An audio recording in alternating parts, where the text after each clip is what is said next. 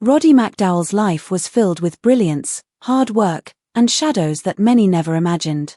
He was born Roderick Andrew Anthony Jude McDowall on September 17, 1928, in Herne Hill, London. His father, Thomas, was a merchant seaman who often travelled, while his mother, Winifred, had long dreamed of being an actress but never found her break.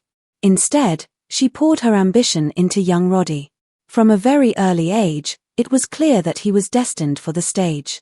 At only 4 years old, he had already won a poetry contest, and by 5, he was taking elocution classes to perfect his speaking voice. By the time he was 10, Roddy had made his film debut in Murder in the Family, and before his family even left Britain, he had appeared in 16 films. His sister Virginia also pursued acting, and together they were considered stars of their school, Hanover Academy, winning multiple drama awards during their 4 years there. But the Second World War changed everything. In 1940, when Roddy was just 12 years old, German bombers darkened the skies over Britain. His family joined the massive evacuation known as Operation Pied Piper, which saw 1.5 million people relocated for safety. They left for America with only $42 to their name, as strict wartime rules prevented them from bringing more money. His father joined the military, leaving his mother to carry the responsibility of supporting the family in a foreign land. She immediately began taking Roddy to talent agencies across New York, hoping that someone would recognize his potential. Hollywood soon came calling.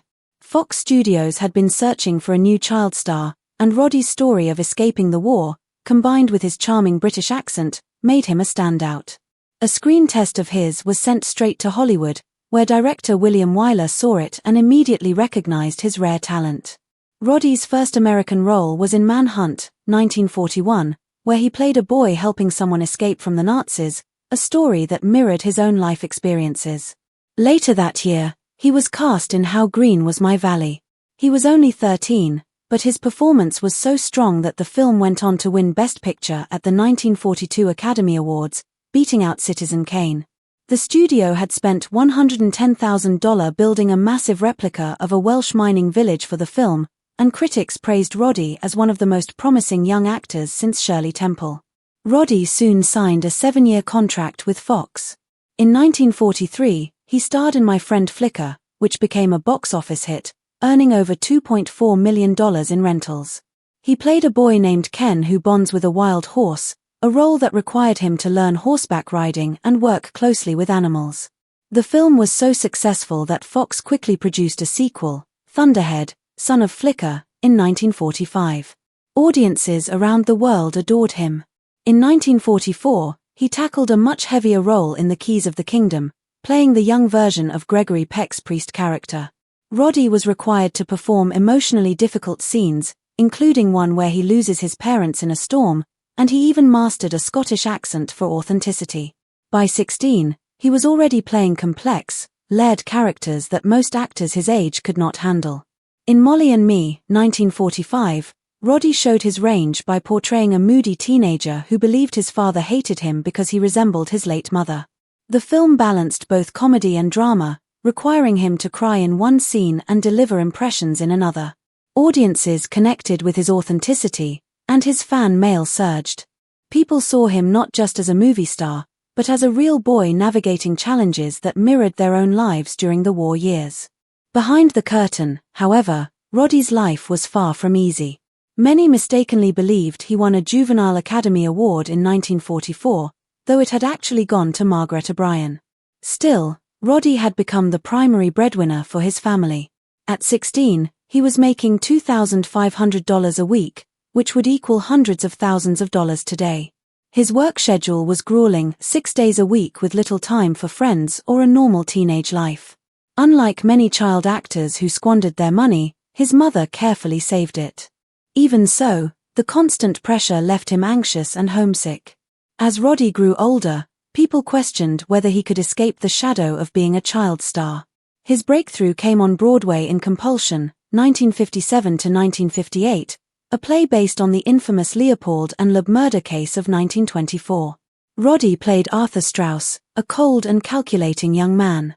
Though he was replaced by Bradford Dillman when the story was adapted into a film in 1959, His stage performance signaled a major turning point in his career.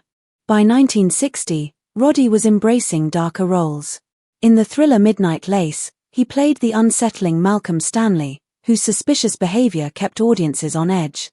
The film starred Doris Day and had a budget of $3 million, with Roddy's performance adding crucial tension. That same year, he took on the role of Mordred, King Arthur's illegitimate son, in the original Broadway production of Camelot. He performed in 284 shows and even earned a Tony nomination. His song, The Seven Deadly Virtues, became a standout moment in the musical, proving that his talent extended beyond film.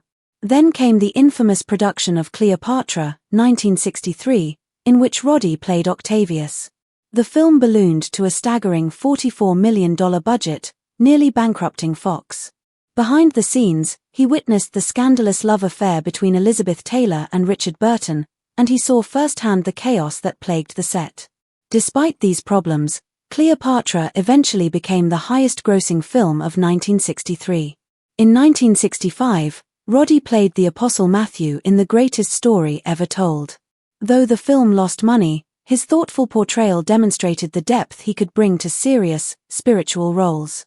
But it was in 1968 that Roddy truly cemented his legacy when he endured hours of grueling prosthetic makeup to transform into Cornelius, the chimpanzee archaeologist in Planet of the Apes. The makeup process initially took 7 hours to apply and 3 hours to remove, but Roddy committed to it with incredible discipline. His performance helped turn the film, made for $5.8 million, into a massive cultural phenomenon. Roddy's dedication extended beyond acting. While on set, he filmed behind-the-scenes moments with his 8mm camera, documenting the laborious makeup process and capturing his co-stars in candid moments. He was preserving film history before anyone realized its value.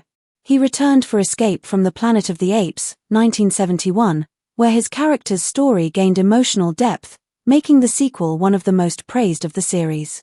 When the Planet of the Apes TV series launched in 1974, he returned again, this time as Galen. Though the show lasted only 14 episodes, his presence gave it credibility. Roddy was more than just an actor. He was also a celebrated photographer. In 1966, he published Double Exposure, a groundbreaking photography book that featured 98 celebrities. Each star was written about not by a journalist, but by another famous person. Marlon Brando's section, for instance, was written by James Baldwin. The book sold exceptionally well and solidified Roddy's reputation as a trusted photographer in Hollywood. He worked with major magazines like Life and Vogue, and celebrities clamored to be photographed by him. In 1989, he released Double Exposure, Take 2, a much darker follow-up. The most haunting section showcased Judy Garland during her decline. Roddy, who had befriended her during the Judy Garland show in 1963, captured her in moments of vulnerability, crying, sick, and exhausted. His photos revealed the toll that MGM and the entertainment industry had taken on her life. Garland had been pushed so relentlessly that by 40, her health was destroyed. The images Roddy captured were heartbreaking and brutally honest, and they became some of the most memorable in Hollywood photography. Roddy's friendships with the Hollywood elite were legendary. He was close with stars like Elizabeth Taylor, Rock Hudson, and Paul Newman. He often hosted gatherings at his Malibu home, filming private beach parties where Paul Newman could be seen grilling burgers and Lauren Bacall sunbathing topless. These home movies captured the private, carefree moments of Hollywood royalty that the public never saw. But behind this charming exterior, darker rumors surrounded Roddy. In December 1974, the FBI raided his home, seizing over 1,000 films and tapes worth millions. What they found went beyond movies, it was evidence of something far more serious. In the aftermath, it was said that Roddy betrayed some of his closest friends to protect himself. Names like Elizabeth Taylor and Rock Hudson were whispered in connection with the scandal, though the full truth was never publicly revealed. Roddy McDowall lived a life of contradictions. He was a devoted artist, a loyal friend, and a man who gave everything to his craft. At the same time, he was someone who carried secrets and was forced to make choices that forever altered how people saw him. His legacy remains complicated. On one hand, the brilliant actor and photographer who helped define generations of cinema, and on the other, a man caught up in Hollywood's darkest undercurrents. Hollywood has always been a place where dreams and reality collide, where stars shine on the screen but struggle with shadows behind closed doors. Few people saw and understood this world better than Roddy McDowall. To the public, he was a talented actor with a long career, but in truth, he was much more than that. He was a witness, a confidant, a guardian of secrets, and a quiet archivist who spent his life capturing the real faces of Hollywood. What he left behind was not only a career in movies but also a vast treasure of photographs, films, recordings, and stories that revealed the hidden world of the stars. His life was filled with loyalty, love, heartbreak, risk, and the constant balance between protecting friends and facing the dangers of the industry he loved. At glamorous parties, where names like Rock Hudson, Anthony Perkins, Natalie Wood, and Jane Fonda gathered, the masks of stardom briefly came off. Roddy was there, camera in hand, not to exploit but to preserve the truth. These parties were rare moments when stars could relax, laugh, smoke, drink, and behave like ordinary people. Natalie Wood flirted openly with men despite her husband not being present. Roddy recorded these moments on 16mm film reels, but he never released them. He knew the damage they could cause. He protected reputations even as he preserved the raw truth of what Hollywood was really like when the spotlights weren't shining. Roddy's sensitivity and loyalty were perhaps best seen in his friendship with Montgomery Clift. After Clift's horrific car accident in 1956, which shattered his jaw, nose, and cheekbones, Roddy was one of the first people to be by his side. He photographed Clift as he tried to rebuild his life, capturing him practicing smiles in front of a mirror, fighting to regain the face the world once adored. Those pictures were never published while Clift lived. Roddy chose to protect him rather than expose his pain. Only later did the world come to see them, silent reminders of how brutal fame could be and how much it demanded of those who lived under its light. Roddy's friendships with Hollywood's greatest names lasted decades. His bond with Elizabeth Taylor was one of the most profound. They met as child actors in 1943 and remained inseparable until his death. In 1993, Roddy published Double Exposure, Take 4, which revealed the depth of their friendship. Taylor spoke openly about her addictions, her struggles with weight, her marriages, and her fierce love for Richard Burton, whom she admitted she did not simply love but possessed. Roddy's photographs of her stripped away the glamorous image the public adored, showing her crying after divorces, barefaced without makeup, or simply vulnerable. In return, she photographed him too, a sign of their mutual trust. For decades, he was her safe place, calling her daily just to check in. Even in her old recordings, his voice can be heard, a steady presence in her chaotic life. When Roddy was dying of cancer in 1998, Elizabeth returned to Los Angeles to sit by his side every day until the end. She later held a private memorial at her home for him, a final act of love for a friend who had given her so much. Roddy's loyalty extended beyond friendships. In 1957, when Maureen O'Hara was targeted by a false scandal from Confidential magazine, which cruelly accused her of indecency in a theater, Roddy stood by her. He photographed her throughout the painful court case as her brother proved she hadn't even been in the country when the alleged incident took place. The victory not only cleared O'Hara's name but also became a major blow against the notorious gossip magazine that had destroyed many reputations. Roddy's photographs stood as evidence of her dignity during those hard times, showing again how he protected people he cared about. His Malibu home became a sanctuary for Hollywood's closeted actors, especially during an era when being openly gay could destroy careers. At Roddy's private gatherings, men like Rock Hudson and Tab Hunter could laugh freely, relax, and share their true selves without fear. Roddy often filmed these gatherings, not to scandalize, but to preserve moments of authenticity. His home movies showed stars like Julie Andrews walking on the beach with her daughter, Paul Newman and Jane Fonda lounging in the sun, and other beloved figures stripped of Hollywood's false polish. These were the rare glimpses of who they really were, moments of safety in a world that constantly demanded they hide. He also carried deep scars from his own love life. In 1951, Elizabeth Taylor introduced him to Montgomery Clift, and the two fell deeply in love. Roddy even moved to New York to be near him, nearly abandoning his acting career for over 2 years. But when Clift ended the relationship, Roddy was shattered. He attempted to take his own life, though he survived, and remarkably, he never held it against Clift. Instead, he remained close to him until his death. They later worked together in The Defector, Clift's final film, and Clift admitted he would never have finished it without Roddy's unwavering support. Roddy's compassion came with risks.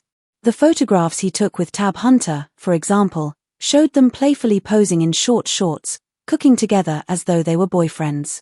In the 1950s, those photos could have destroyed both of their careers if they had ever leaked. But Roddy never betrayed the trust of those who let him into their private lives. He became known as Hollywood's quiet confessor, the man who knew everything but revealed nothing.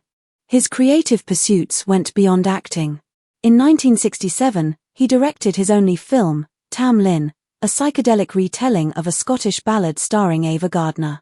The film captured the strange, colorful spirit of the 1960s, but tragedy struck when the production company went bankrupt. By the time it was released in 1970 under new names like The Devil's Widow, it had been cut apart, and the film flopped. Roddy never directed again. Only years later, when Martin Scorsese helped restore the original version in 1998, did critics finally see Roddy's vision, calling it a hidden gem. By then, the recognition came too late. Roddy's acting career had its ups and downs, but he had memorable successes.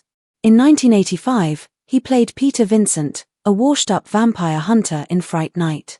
The role mirrored his own feelings of being discarded by Hollywood.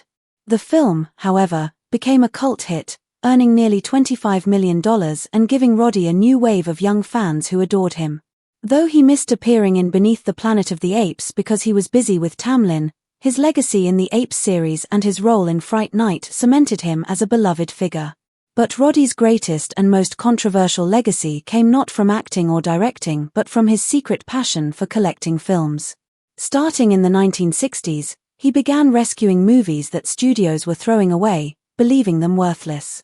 By the early 1970s, he had built a massive private archive, larger than many studios themselves. His North Hollywood garage became a treasure chest of cinema, filled with reels of Citizen Kane, Lassie Come Home, My Friend Flicker, and even Errol Flynn's personal collection. He transferred many of them onto magnetic tape, convinced that this technology would preserve them longer than film. He wasn't trying to profit, he charged friends only what he had paid himself. To Roddy, it was never about money, it was about saving art from being lost forever. Everything changed on December 18, 1974. The FBI raided his home, seizing over 1,000 videotapes and 160 rare film reels. They claimed his collection was worth over $5,000, making it the largest film piracy raid in their history. The government accused him of distributing films illegally. Under pressure, Roddy cooperated, giving them names of others in the film collecting community, including Rock Hudson, Arthur P. Jacobs, and others. Many were shocked, hurt by what they saw as betrayal. Though the case was dropped in 1975 and Roddy never went to trial, his reputation was scarred. He stopped hosting movie nights, and some friends never forgave him. Still, his passion for film preservation continued in a different way. He later joined the Academy's board and helped establish the National Film Preservation Board, contributing to the legal safeguarding of classic cinema. In the 1990s, he even worked on restoring Cleopatra. Roddy's final legacy remains sealed away. When he died in 1998, he left behind diaries, letters, photographs, and recordings that he entrusted to Boston University. But he placed a shocking condition in his will: they cannot be opened until 2098, 100 years after his death. The decision sparked endless speculation. Why would he hide them for so long? Many believe the diaries contain explosive truths about Hollywood, relationships, betrayals, and secrets that could still damage reputations today. Some suggest they may reveal details about Elizabeth Taylor's marriage to Eddie Fisher, about Rock Hudson's AIDS diagnosis and how it was hidden from the public, and about private struggles of stars like Judy Garland, Natalie Wood, and Paul Newman. There are even rumors that his diaries describe in detail his heartbreak after losing Montgomery Clift. For now, the world can only guess what those sealed archives contain. What is certain is that Roddy McDowall lived a life of contradictions. He was both an actor and an archivist, a man who preserved Hollywood's truths while carefully protecting its lies, a friend who held secrets but sometimes betrayed them, a man who loved deeply but often in silence, and someone who lived in the shadows of others while quietly shaping how we remember them. His life was as dramatic, tragic, and complex as any film he ever acted in, and his final gift, or warning, will not be revealed until long after everyone who knew him is gone. Until then, his story stands as one of the most fascinating in Hollywood history, a reminder of the fragile line between fame and privacy, love and betrayal, preservation and piracy.